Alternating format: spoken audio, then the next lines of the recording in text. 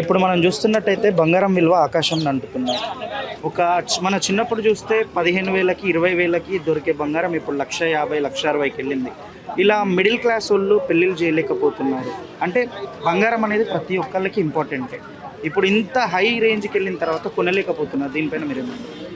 అంటే చాలా వరకు బాధాకర విషయం అండి. ఒక అమ్మాయిని ఒక ఇంటికి పంపించాలంటే ఫస్ట్ వాళ్ళు ఎంత పెడుతున్నారు అనేది ఇంపార్టెంట్. అది డబ్బుల పరంగా అని పొలాల పరంగా అని కాదనమాట. మెయిన్ బంగారమే చూస్తాం. ఇప్పుడు ఒక పెళ్ళిళ్ళకి వెళ్ళాలి, ఒక ఆడపిల్ల ఏం వేసుకుని వెళ్తుందండి? ఒక అమ్మాయి, నేను చెప్తాను మామూలుగా, ఒక అమ్మాయి మా అక్క అయినా లేకపోతే మా వదిన వాళ్ళైనా అరే ఆ అమ్మాయి తీసుకొని వస్తుందిరా, నాకు ఇది లేదురా అనే ఫీల్తో పెళ్ళిళ్ళు పోవడం కూడా ఆపేస్తుంటారు. అర్థమవుతుందా? అంత వాల్యుబుల్ అనమాట గోల్డ్ అనేది. సో అది మీరు ప్రజలకి దగ్గరగా ఉండేలా చూడాలి. కానీ ప్రైజెస్ అనేవి మీ ఇష్ట ప్రకారం మీరు ఆకాశాన్ని అండినట్టు పెంచుకుంటూ వెళ్ళిపోతే పాపము పేద ప్రజలు అవ్వచ్చు, లేకపోతే మధ్యతరగతి వాళ్ళు అవ్వచ్చు, లేకపోతే ఉన్నోళ్ళకి అండి కొనుక్కుంటారు, బాగానే ఉంటారండి. లేని వాళ్ళ పరిస్థితి ఏంటి చెప్పండి? లేని వాళ్ళ పరిస్థితి ఏంటి? సో ఇది కరెక్ట్ కాదు.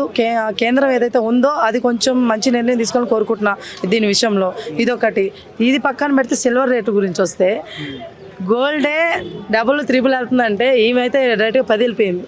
అర్థమవుతుందా? సిల్వర్ ఎందుకు పెంచారని నాకు అర్థం కాదు.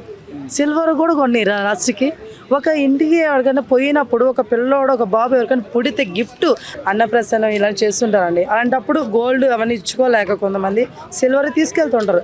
కనీసం సిల్వర్ కూడా కొన్ని కూడా చేస్తున్నారు మీరు. అర్థమవుతా? రేపటి రోజుని ఎవరు కొనకపోతే ఎవరికి నష్టం? ఆ గోల్డ్ ఏం చేసుకుంటారు మీరు చెప్పండి? సో మధ్యతరగతి వాళ్ళు కావచ్చు, లేకపోతే పేదవాళ్ళు కావచ్చు, వీళ్ళందరికీ అందుబాటులో ఉండేలాగా ప్రైజెస్ అనేవి తగ్గించండి.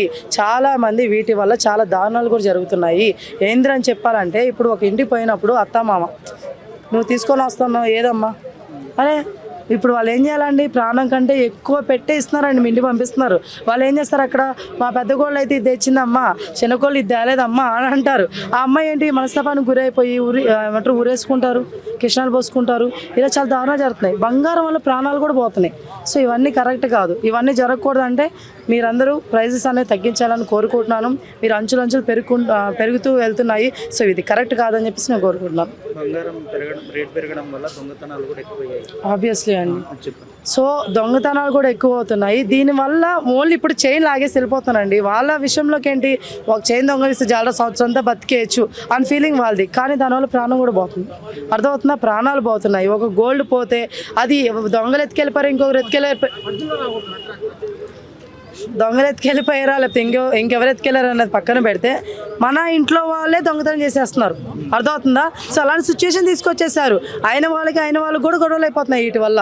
సో ఇవన్నీ కరెక్ట్ కాదు. ప్రాణాలు పోతున్నాయి. దొంగతనాలు ఎక్కువ అవడం వల్ల ఆ ఇంట్లో వాళ్ళు గొడవలు ఎక్కువ అయిపోతున్నాయి. మన వాళ్ళు చేస్తున్నారు, బయట వాళ్ళు చేస్తున్నారు కూడా అర్థం కావట్లేదు. సో ఇవన్నీ జరుగుతున్నాయంటే మీరు కేవలం ప్రైజెస్ పెంచడం వల్ల. సో ఇవి తగ్గితే బాగుంటుందని నేను కోరుకుంటున్నాను. ప్లీజ్, ఎందుకంటే మీరైనా సరే బంగారం అనే కాదు ఏ వస్తువులైనా సరే జనాలు కానీ కొనడం మానేశారంటే దాని విలువ మీకే నష్టం. అర్థమవుతుందా? కాబట్టి వాళ్ళకి అందుబాటులో ఉంచేలా చూడండి ప్రైజెస్ అనేవి.